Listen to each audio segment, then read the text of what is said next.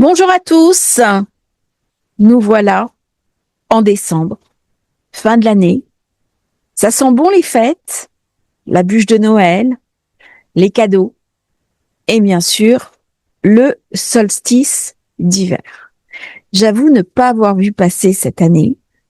Elle a été très enthousiasmante et je vais profiter des vidéos de décembre pour tous vous remercier pour votre soutien, pour votre aide, pour les adorables messages que j'ai reçus tout au long de l'année. Et sans vous, cette chaîne n'existerait pas. Moi, je suis le vecteur qui transmet l'information, mais sans cette communauté, sans vous qui me suivez, il y a des personnes qui me disent, voilà, le matin, en me rasant, j'écoute les vidéos. En prenant ma voiture, j'écoute la vidéo. J'ai même une personne qui est dans une zone un petit peu tendue et qui me dit, eh bien voilà, je suis à l'arrière et j'écoute vos vidéos. Merci à tous. Infiniment merci. Alors 2026 va bientôt s'ouvrir, mais il nous reste encore le mois de décembre à faire. Ce mois de décembre, il va être sûrement assez intense. L'année se finit et on commence le mois par une Vénus sextile à Pluton. Vénus nous a amené beaucoup de cadeaux à la fin du mois de novembre. Elle va imprimer sa marque dans la profondeur, d'autant que ce sextile se fait 2 jours avant la pleine lune du Gémeaux que nous regardons immédiatement. Nous avons de très belles configurations autour de Jupiter, de Saturne, de Neptune, de Mercure, la réflexion, l'intelligence. Et Vénus amène sa puissance par rapport à Pluton.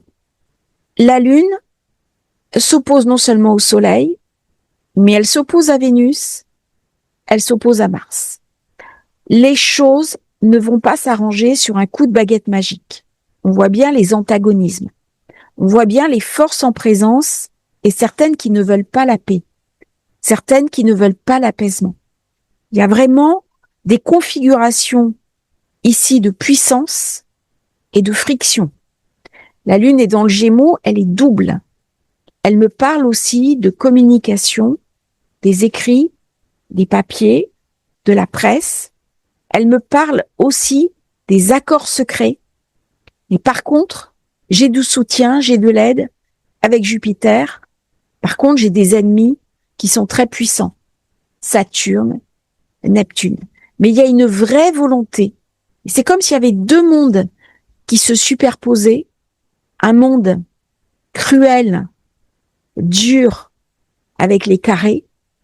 J'aurai le carré Mars-Saturne, qui est toujours un passage difficile dans l'année, le côté belliqueux, et au contraire, le côté qui veut l'équilibre et qui veut ramener la paix.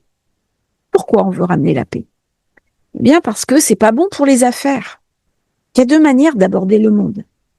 Soit je l'aborde du côté belligérance, défense des frontières, le côté belliqueux, soit je l'aborde du côté commerce.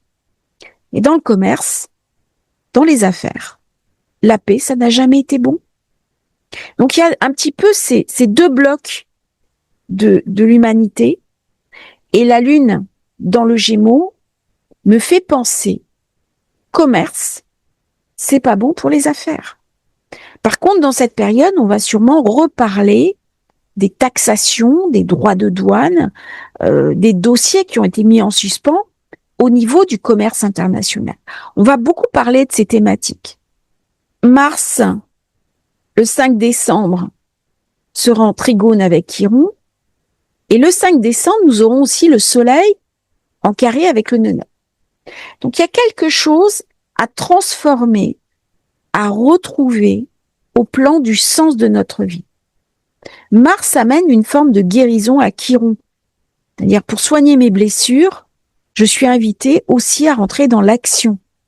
Je ne peux pas uniquement guérir parce que je vais suivre des formations en développement personnel.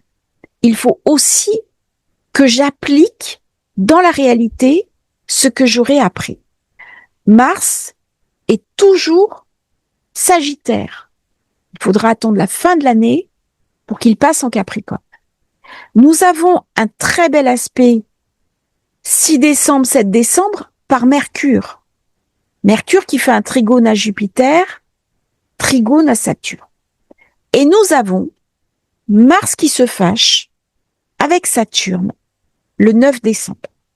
Donc là, ça va être une période aux alentours du 9-10 décembre, un petit peu tendue. Il va y avoir de la tension dans l'air, des personnes en colère, des frottements. C'est pas le bon moment pour demander une augmentation, pour aller voir quelqu'un d'important, pour déboucler une affaire. Là, on va voir des tensions entre personnes. Il est possible qu'il y ait des frictions sur le terrain qui reviennent, notamment au niveau du Moyen-Orient. Le carré à Saturne m'inquiète toujours parce que ça ramène beaucoup de colère de part et d'autre. Comme si le côté belliqueux l'emportait sur la raison. 10 décembre, Neptune se dirige vers le 29 du Poisson, donc le degré Anaret.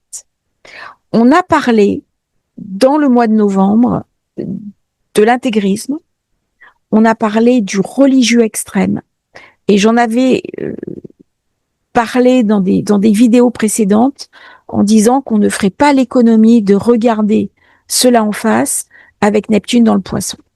Lorsque Neptune quittera le Poisson, on réglera les dossiers.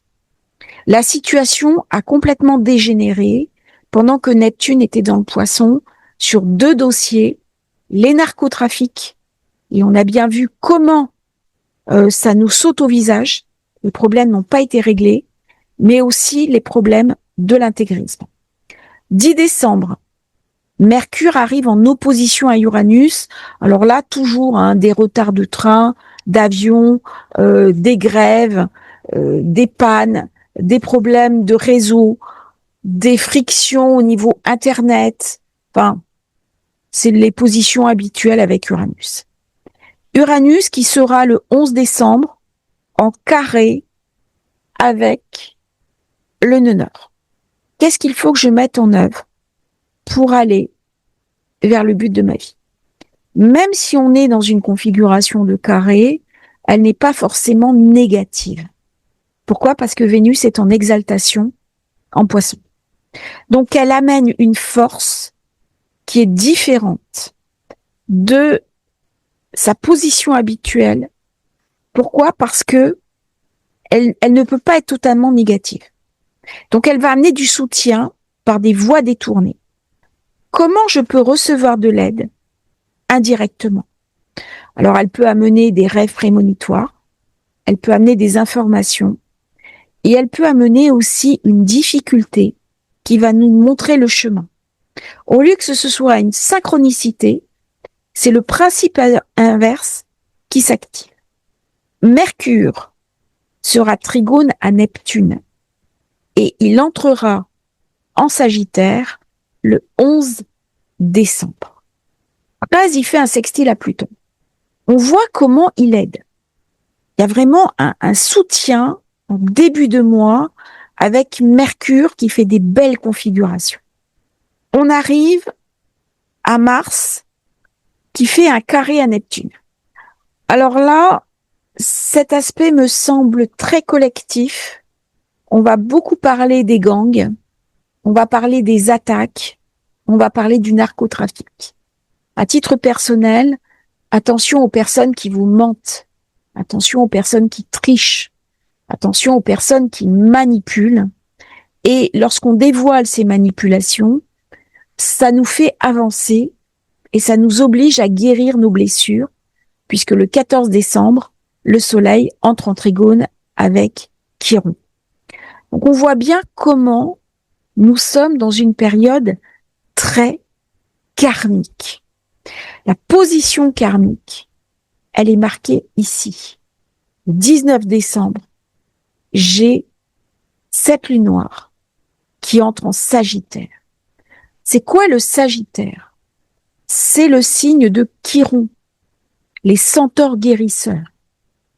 Mais c'est aussi le signe de Jupiter, là où je rencontre le guide. C'est une porte. C'est une porte qui m'élève vers le divin, vers le sacré. Et Lilith est un ange déchu. Dans le Sagittaire, il y a deux solutions. Soit je prends le côté flèche, élévation, et je me dirige vers les hautes sphères, donc je vais éclairer mon ombre. Parce que l'idée de Lilith, c'est de quitter les tréfonds. C'est que l'ombre soit illuminée, qu'elle soit projetée dans la sphère supérieure, par une forme de conscience, un appel à la transcendance. Ou alors elle va rester dans le côté sombre du centaure en tant qu'ange déchu, et elle va me tirer vers les parties les plus sombres de moi-même. La maison 9 est une maison du passage, c'est la maison de l'initiation, où je passe l'initiation et j'arrive à une étape supérieure de ma vie, ou alors j'échoue dans l'initiation, et à ce moment-là, je reviens à un état inférieur de celui auquel je me trouvais à la porte de l'initiation. C'est donc une question intérieure qui va nous être posée, mais aussi au plan sociétal, au niveau des pays. Dans quel monde voulons-nous vivre et voulons-nous que nos enfants évoluent? Le 15 décembre, Mars arrive en Capricorne. C'est un Mars qui est très studieux, engagé dans l'action, engagé dans le travail, qui met un plan en œuvre, qui planifie, qui organise, qui structure. Moi, je suis toujours stupéfaite de la capacité de travail Mars Capricorne. C'est incroyable. Et nous avons 17 décembre, Soleil carré Saturne. Donc, si on regarde bien, on a eu Mars carré Saturne, Mars dans le Capricorne, Soleil carré Saturne. Et nous aurons bien sûr le 21 décembre, le Soleil qui va faire son équinoxe dans le Capricorne. Donc il faudra vraiment regarder Saturne durant tout le mois de décembre. Autant Vénus a été conciliante, autant Saturne va être difficile à gérer au mois de décembre. Et nous avons d'ailleurs un petit carré Vénus carré Saturne. Donc je pense que il va y avoir des réminiscences de tension, des belligérances, et tout ne va pas être aussi simple que ça peut le sembler. Les braises ne vont pas s'éteindre d'un coup. Il va y avoir des retours de flammes. Mais Saturne, dans le Poisson, m'amène quand même une espérance. D'autant que j'ai Vénus trigone à Chiron. Ça vient me parler vraiment du sens de la vie, de guérir mes douleurs en douceur, et ça vient à rectifier. Donc, il peut y avoir à ce moment-là des petites opportunités financières, économiques, positives, avec cet aspect sympathique. On arrive au 20 décembre, alors que Mercure sera en carré avec le nœud nord. Le lendemain, Soleil carré Neptune, Vénus carré Saturne, Jupiter carré Chiron. Vous voyez, il y a quand même des tensions. Et le solstice, le 21. Ça, c'est la nouvelle lune qui fait un magnifique quinconce Jupiter, Uranus, un splendide iode. Donc, on va retrouver les thèmes de la nouvelle lune du Scorpion, mais de manière différente. C'est comme si les antagonismes, les oppositions allaient se calmer un petit peu, mais étaient toujours présentes. Donc ça va amener, encore une fois, de la tension sur les réseaux, des problèmes informatiques, des soucis dans les voies de communication, du retard dans les trains, des grèves, des mouvements sociaux. Ça, ce sont les thématiques habituelles de fin d'année qu'on va retrouver durant cette période. Par contre, ce qui m'inquiète un petit peu, ce sont les carrés Neptune, Saturne, parce que ça vient toucher les enfants. Ça vient toucher le travail, les œuvres, le quotidien. Ça peut toucher aussi la santé. Il est possible que durant cette période, il y ait plus de rhume, plus de grippe, de la fatigue. Le iode, qui est ici, là, fait penser au Yud, la figure astrologique. On l'appelle le doigt de Dieu, est une fenêtre d'opportunité. Si on sait la saisir à titre personnel, si on sait aller au-delà de ses limites, de ses antagonismes, c'est extraordinaire. Et on voit bien, encore une fois, on est sur les derniers degrés du Sagittaire. Donc ça ramène vraiment une fin de quelque chose. Et ça se trouve entre Mars, Vénus. Il y a un choix à faire. Il y a un choix existentiel à faire. Et une force extérieure à moi veut m'empêcher de faire ce choix.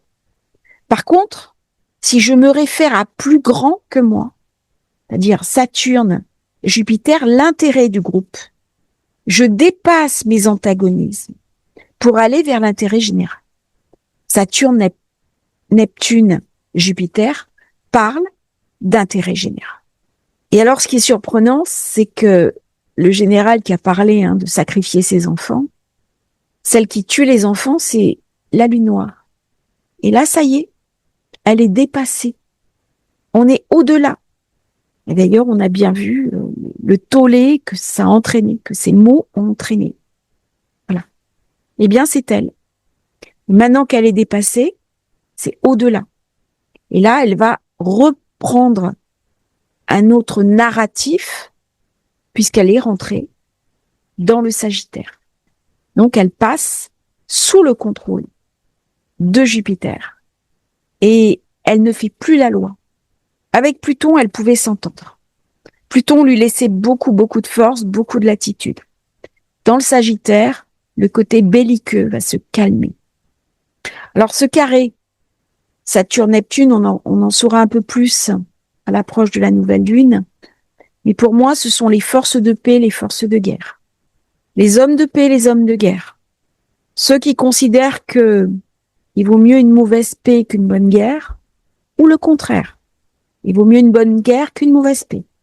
C'est deux conceptions du monde qui s'affrontent à travers des visages, des chefs d'État, des narratifs totalement différents.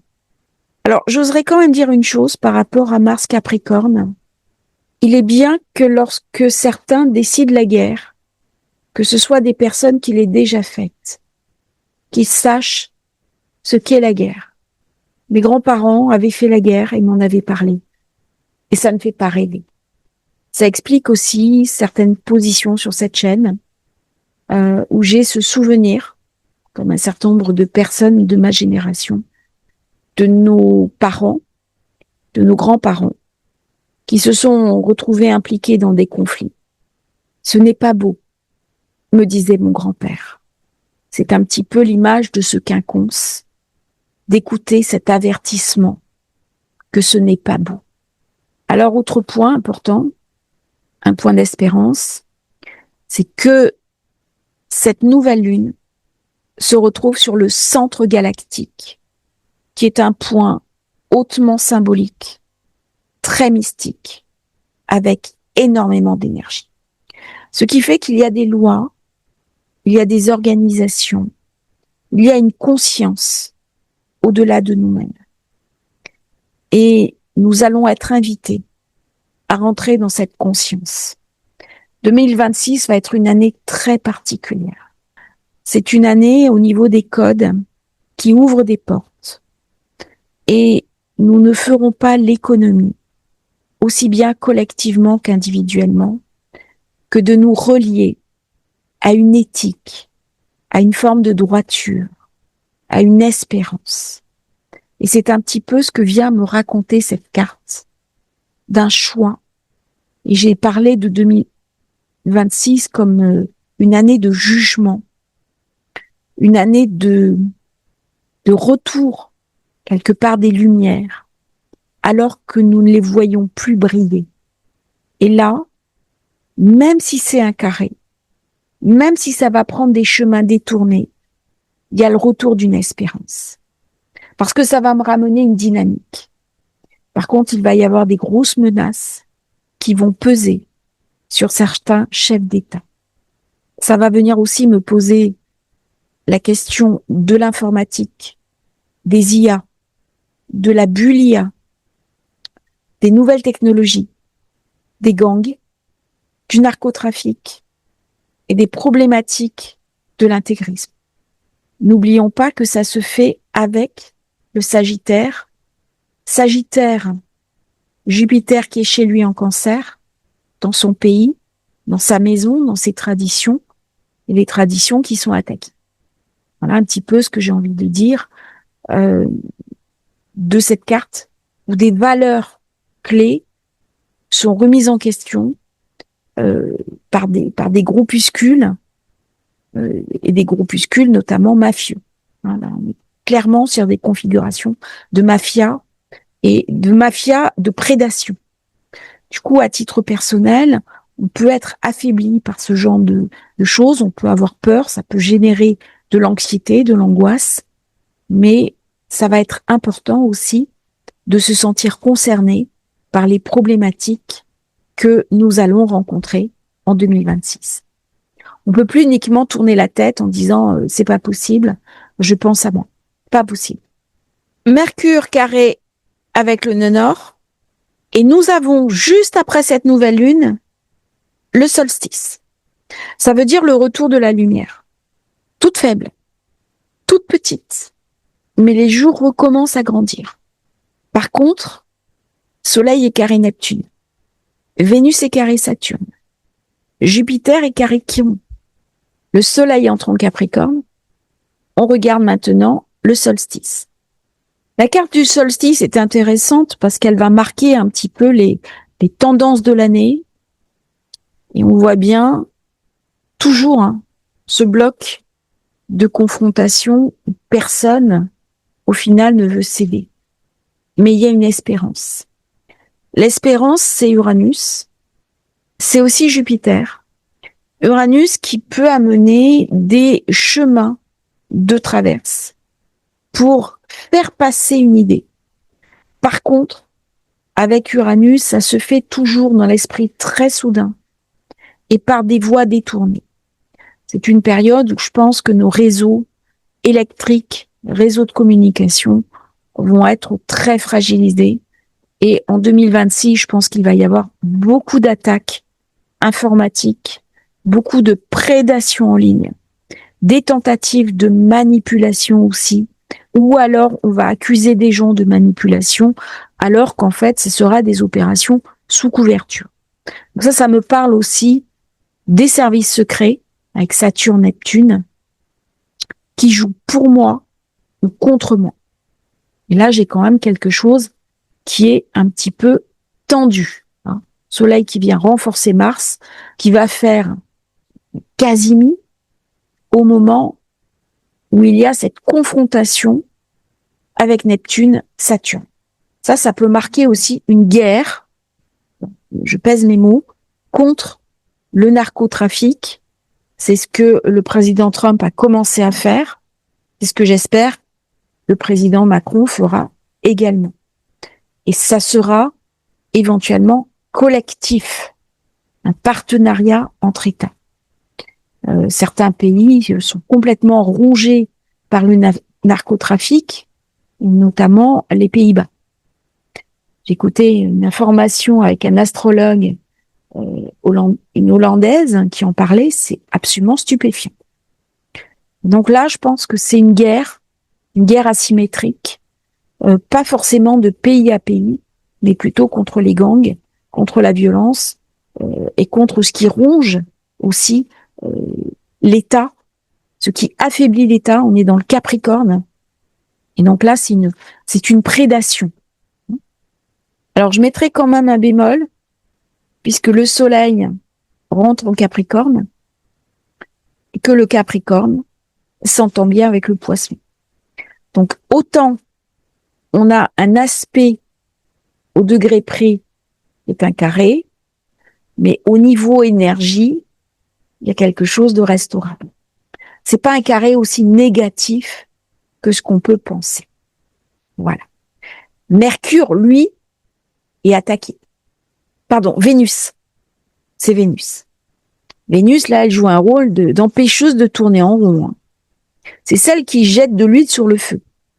Autant, pas novembre, elle était aidante, autant là, elle va devenir élément perturbateur. Mais c'est quand même un carré relativisé. Des opportunités pour sortir de ces configurations difficiles.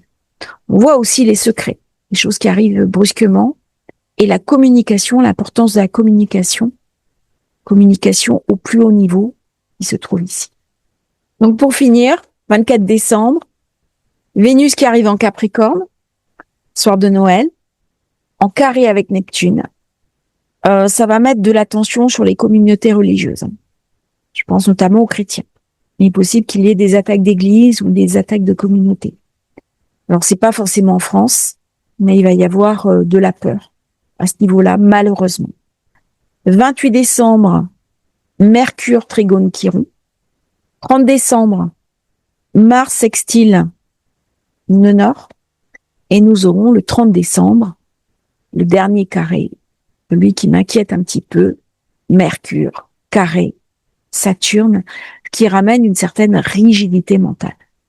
Et nous aurons fini le mois de décembre, nous serons alors en 2026. On regarde très vite la carte du passage pour savoir comment va se passer notre réveillon. Alors ça, c'est la carte du 31, presque à minuit, quelques minutes avant minuit. Je n'ai pas, comme l'année dernière, de mauvais aspects Mars-Pluton. Je sais pas si vous vous souvenez, hein, c'était des choses qui avaient brûlé. Enfin, ça avait été assez dur. Par contre, on voit l'accumulation d'énergie dans le Capricorne avec des aspects un petit peu tendus. Donc, je pense que beaucoup de gens vont rester chez eux, tranquillement, au chaud. Quelques voyages avec Uranus-Lune plutôt bien aspectés, mais toujours ce quinconce Uranus-Mercure qui peut amener des perturbations dans les transports. Bon, jusque-là, rien de bien méchant à signaler. Ce carré à Mercure, donc il est possible que dans cette période, il y ait des plantages de systèmes informatiques, des retards dans les trains, moyens de communication qui sont problématiques. Mais par contre, j'ai toujours cette inquiétude sur Neptune-Saturne. Bon, c'est une bonne période pour profiter un petit peu. J'ai un Pluton bien aspecté, recevoir du monde chez soi, ne pas trop dépenser parce que j'ai Vierge à l'ascendant. Donc on est un petit peu dans la mesure, on est un petit peu dans le contrôle, mais ça reste quand même une carte sympathique. On peut faire des choses agréables. Bon, on en saura plus sur Neptune-Saturne avec ce carré. On verra comment ça va évoluer au fil du mois de décembre. Mais c'est vrai que la Lune en Gémeaux, elle est festive, elle est joueuse, elle a envie de se faire plaisir, de sortir au théâtre, aller à un concert de musique. Bon, c'est une période où on peut se faire plaisir. Je vous remercie d'avoir suivi cette vidéo. N'oubliez pas de vous abonner à la chaîne et à très bientôt pour un nouveau partage sur Astrologie Facile. Merci à tous pour vos nombreux commentaires. Ça me fait vraiment plaisir